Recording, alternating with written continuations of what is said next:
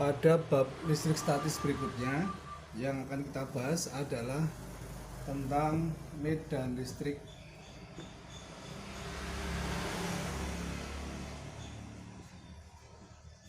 Simbolnya adalah E.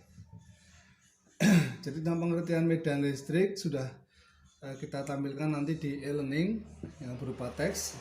Sekarang kita masuk ke konsep matematisnya. Jadi medan listrik itu nanti kita gambarkan dengan garis, garis vektor.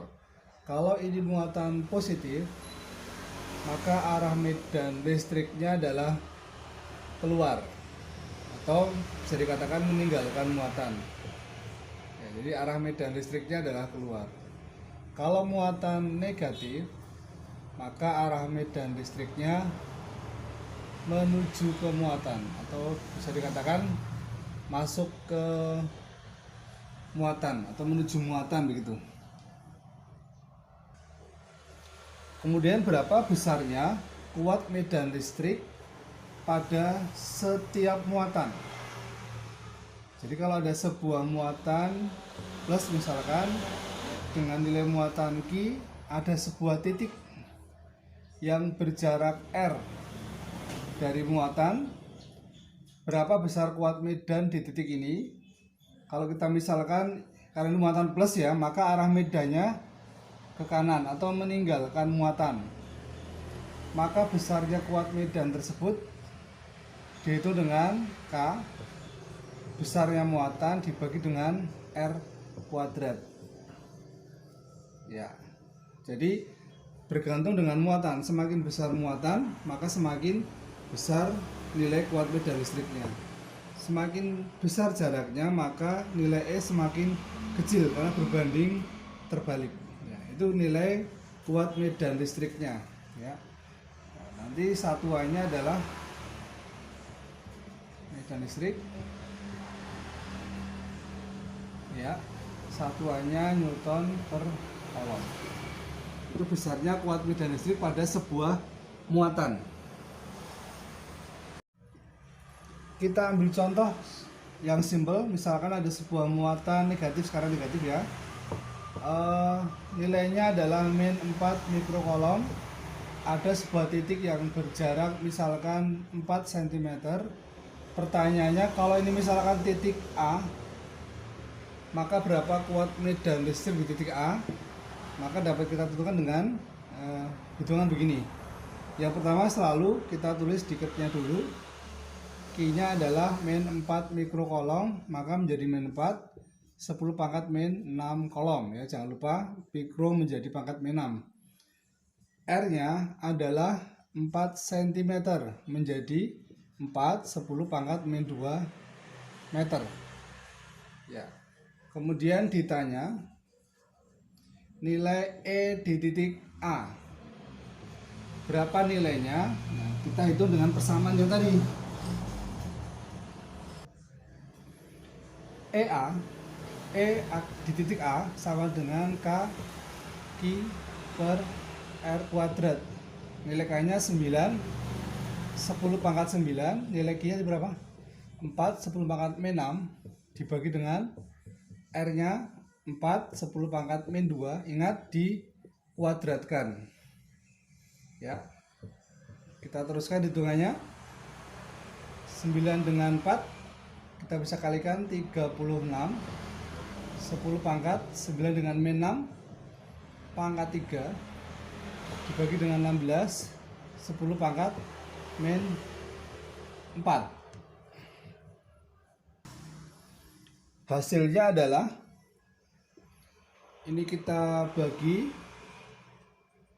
menjadi 2 1/4 ya, 2,25 kali 10 pangkat min 4 naik jadi plus 4.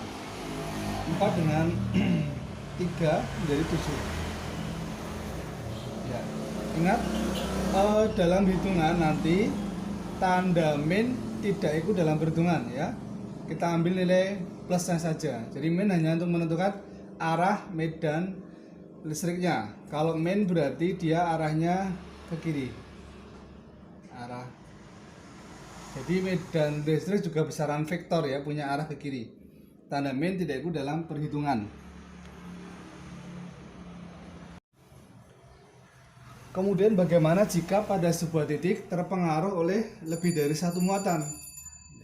Kita misalkan ada sebuah titik, di sini ada muatan min Q1, ada muatan yang lain, ini muatan plus Q2. Ini masing-masing ada jarak R1, jarak R2, titik P misalkan. Nilai Q1 nya kita ambil contoh min 2 mikrocoulomb. Kita ambil contoh 4 mikrocoulomb. Nah, kita buat angka yang gampang saja. R1 nya kita buat 4 cm, R2 nya kita buat 2 cm. Pertanyaannya adalah berapa nilai kuat medan di titik P? Ya. Langkah pertama, sebelum kita mencari arah, kita tulis dulu, tetap diketahui ya. Q1 nya adalah min 2 mikrocoulomb menjadi 2 10 pangkat min 6 coulomb. Q2 nya 4 mikrocoulomb menjadi min ya, 4 10 pangkat min 6 coulomb. R1 nya kita tuliskan 4 cm, maka menjadi 4 10 pangkat min 2 meter. R2 nya nilainya 2 cm menjadi 2 10 pangkat min 2 meter. Itu yang diketahui. Kemudian ditanya kuat medan total di P.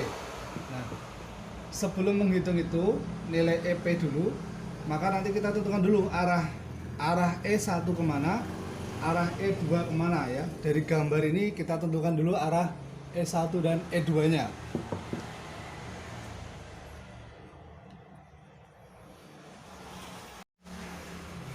Cara menentukan arah kita lihat muatan ya. Q1 muatan negatif, titiknya di sini. Karena negatif kan berarti arah medan listriknya adalah menuju muatan, berarti arah E-nya ke kiri. Ini E1 akibat muatan 1, min menuju muatan. Muatan 2 plus berarti meninggalkan muatan. Karena plus berarti ke sana. Ini E2 nya ke sana ya. Saya ulangi, muatan min, E nya menuju muatan berarti ke kiri. Karena muatan plus di titik P, arah E nya meninggalkan muatan. Nah, setelah tahu arahnya ini, berarti kan keduanya adalah apa? Searah kan? E1, E2 searah. Nah, kalau searah gimana? Ditambahkan ya, resultan ditambahkan. Maka nanti E totalnya di P sama dengan E1 ditambah dengan E2. Ingat, tanda negatif tidak ikut dalam perhitungan, hanya untuk menentukan arah saja. Ini berarti Q1 per R1 kuadrat, Q2 per R2 kuadrat. Tinggal kita masukkan nilainya 9 10 pangkat 9. Q1 nya 2 min 6 dibagi dengan R1 nya 4 cm, 4 10 pangkat min 2 dikuadratkan, ditambah dengan 9 10 pangkat 9. Q2 nya 4 10 pangkat min 6 dibagi dengan jaraknya 2 10 pangkat min 2. Ingat, dikuadratkan ya. Nah, setelah dimasukkan angkanya, mulai kita hitung. Mari kita teruskan. Ini menjadi 18 10 pangkat 3 dibagi 16 10 pangkat min 4 ditambah dengan 36 10 pangkat 3 dibagi dengan 4 10 pangkat min 4. 18 bagi 16 itu 1,125.